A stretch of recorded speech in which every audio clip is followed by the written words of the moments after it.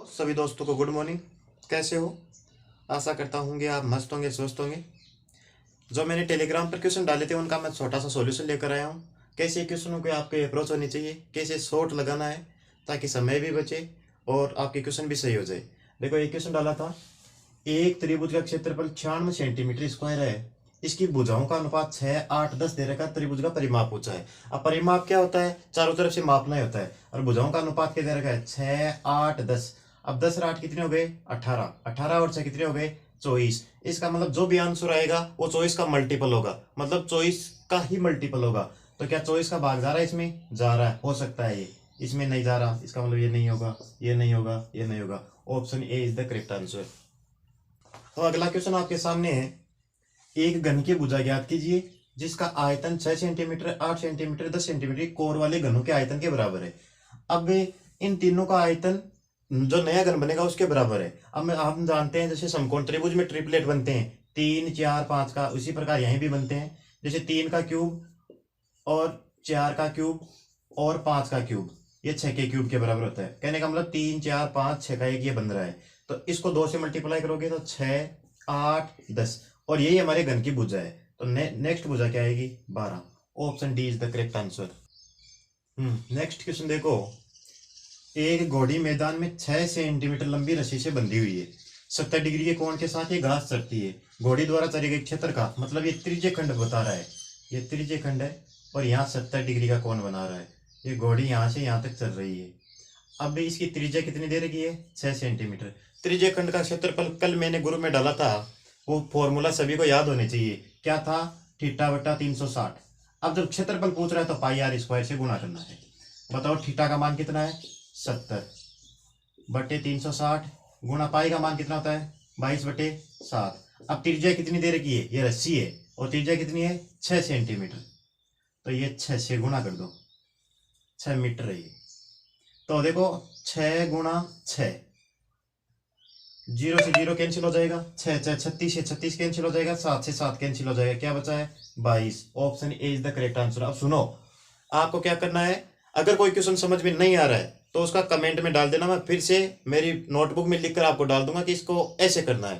ठीक है, next question देखिए। अगला क्वेश्चन देखो, 36 सेंटीमीटर गुणा 18 सेंटीमीटर गुणा 12 सेंटीमीटर विमाओं वाले घनाभ को 6 सेंटीमीटर भुजा वाले घनों में काटा जाता है। अब हमें घनों की संख्या पूछी है। अब चाहे घन को घनाभ में बनाओ, चाहे बेलन बनाओ, शंकु बनाओ, उनका आयतन हमेशा समान रहता है। तो बताओ घनाभ का आयतन क्या रहता है? लंबाई गुणा चौड़ाई गुणा ऊंचाई। मान लो कितने घन बन रहे हैं हमारे पास? n घन बन रहे हैं।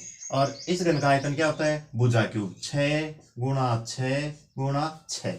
अब देखो 6 6 36, 36 से 36 को कैंसिल कर दो, 6 एकम 6, 6 तिया 18, 12 तियम 36। n का मान कितना आ गया?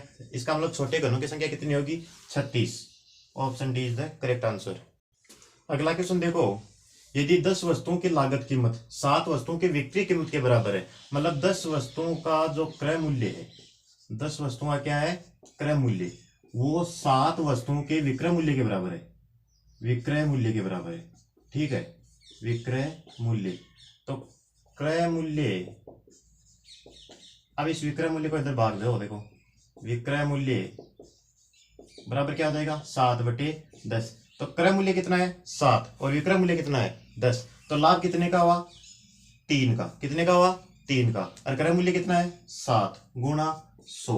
अब 7 का भाग देंगे 100 में तो 14 आएगा। 14 संती 98।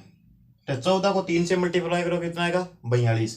तो जो भी आंसर है 42, ये आंसर करेक्ट हो जाएगा। ठीक है, अब अगर कोई क्वेश्चन आपको समझ में नहीं आ रहा है तो आपको कमेंट में कर देना है, टेलीग्राम चैनल को ज्वाइन कर लेना है। अगर मेरा वीडियो अच्छा लग रहा है तो लाइक करना है और कमेंट करना है। नेक्स्ट क्वेश्चन देखो,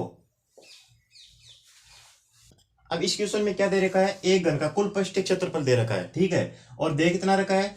1536 मीटर स्क्वायर, और पूछा है हमें आयतन है। अब घन का कुल पृष्ठीय क्षेत्रफल, जब तक आप फॉर्मूला याद नहीं करोगे क्वेश्चन नहीं लेगा। अब घन का कुल पृष्ठीय क्षेत्रफल कितना होता है? 6 गुणा भुजा स्क्वायर, और कितना दे रखा है? 1536। अब 6 से कैंसिल आउट करो, 6 दूनी 12, बचे कितने? 3, 6 पंजो 30, बचे कितने? 3, 6 6 36। अब 256 किसका स्क्वायर होता है? 16 का स्क्वायर होता है। कितने का स्क्वायर होता है? 16 का स्क्वायर। तो भुजा कितनी आ जाएगी? 16। अब हमें पूछा क्या है? आयतन। अब घन का आयतन क्या होता है? भुजा क्यूब। भुजा क्यूब का मतलब 16 गुणा 16 गुणा 16। अब अगर आपको 16 का क्यूब नहीं आ रहा है तो इसको पर्सन को यूनिट डिजिट से कर लेना है। 6 6 36। कितना आया? 6 6 6 36। अब जिसका यूनिट डिजिट 6 आ रहा है वही आंसर हो जाएगा। Option C is the correct answer. ठीक है, अगला क्वेश्चन देखो। अब इस क्वेश्चन में क्या दे रखा है? यदि दो वर्गों का विकर्ण 5:7 में है तो उनके क्षेत्रफलों का अनुपात पूछा है। अब वर्ग का विकर्ण क्या होता है? वर्ग का विकर्ण। और वर्ग का विकर्ण क्या होता है? भुजा अंडर रूट 2। अब जब तक आप फॉर्मूला याद नहीं करोगे क्वेश्चन नहीं लेंगे भाई। मैथ्स को अगर सीखना तो पहले फॉर्मूले तो याद होने चाहिए। भुजा अंडर रूट 2। अब क्या है? तो भुजा अंडर रूट 2 ये 5:7 में दे रखा है। अब ये तो कांस्टेंट वैल्यू है। अब हमें पूछा है क्षेत्रफल, और वर्ग का क्षेत्रफल क्या होता है? भुजा का स्क्वायर। ये तो कांस्टेंट वैल्यू, तो इसका स्क्वायर करोगे तो बताओ कितना आएगा? 25:49। अब इस क्वेश्चन को करने की जरूरत ही नहीं थी, सीधे टिक लगाते तो भी आंसर हो जाता। Option C is the correct answer. अगर कोई चीज समझ में नहीं आ रही है तो कमेंट में जरूर लिख देना। अगला क्वेश्चन देखो। हाँ, इसमें क्या दे रखा है? एक त्रिभुज की भुजाएं 24 सेंटीमीटर है, 26 सेंटीमीटर, 10 सेंटीमीटर है। इसके प्रत्येक शीर्ष से स्पर्श करता हुआ एक वृत्त खींचा जाता है और जिसकी त्रिज्या है 4.2 सेंटीमीटर। वृत्त के तीनों खंडों द्वारा आच्छादित क्षेत्रफल पूछा है। कहने का मतलब क्या है? एक त्रिभुज है। क्या है? एक त्रिभुज। और यहां से इसके ये वृत्त खींचे जा रहे हैं, ऐसे ऐसे ऐसे। तो इन वृत्तों द्वारा जो क्षेत्रफल घेरा गया उस वो पूछा है। अब मुझे ये बताओ, त्रिभुज के तीनों कोणों का योग कितना होता है? 180। इसका मतलब ये तीनों मिलकर एक 180 डिग्री का कोण बना रहे हैं, मतलब एक अर्धवृत्त बना रहे हैं। अब अगर हम अर्धवृत्त का क्षेत्रफल क्या होता है? पूरे वृत्त के क्षेत्रफल में 2 का भाग दे देंगे। ठीक है, ये देखो, ये और ये तीनों मिलकर क्या बना रहे हैं? अर्धवृत्त। अब हमें इसकी त्रिज्या कितनी दी है? 4.2। तो देखो 1/2 गुणा 22/7 गुणा 4.2 और गुणा 4.2। 2 से इसको कैंसिल आउट कर दो, कितना आएगा? 11। 7 से इसको करोगे कितना आएगा? 0.6। 11 छिगानी 66। 6.6 गुणा 4.2 गुणा 4.2। अब देखो 6 दूनी 12, जिसका यूनिट डिजिट 2 आ रहा है। यहाँ आ रहा है क्या? नहीं आ रहा, नहीं आ रहा, नहीं आ रहा। इसका ही यूनिट डिजिट 2 आ रहा है। Option D is the correct answer. अब अगर कोई क्वेश्चन समझ में नहीं आ रहा है तो आपको कमेंट कर देना है। आप अगर मेरे से मैथ्स पढ़ना चाहते हो तो मैं आपको प्रैक्टिस के लिए खूब क्वेश्चन दूंगा। आपको कमेंट में लिख देना है कि सर ये क्वेश्चन समझ में नहीं आया, फिर से बताना है। रोज में PYQ ये सभी क्वेश्चन प्रीवियस ईयर्स में आए हुए क्वेश्चन ही थे। मैंने ये ऐसे ही रेंडमली डाले थे कि आपका क्या स्तर रहता है क्या नहीं। लगभग 150 बच्चों में से 25-30 बच्चे इसका आंसर दे रहे हैं। तो भाई मेहनत करो, कम से कम 2 घंटे प्रैक्टिस करो, डेली के 50 क्वेश्चन निकालोगे तो ये आपकी नई पार होगी।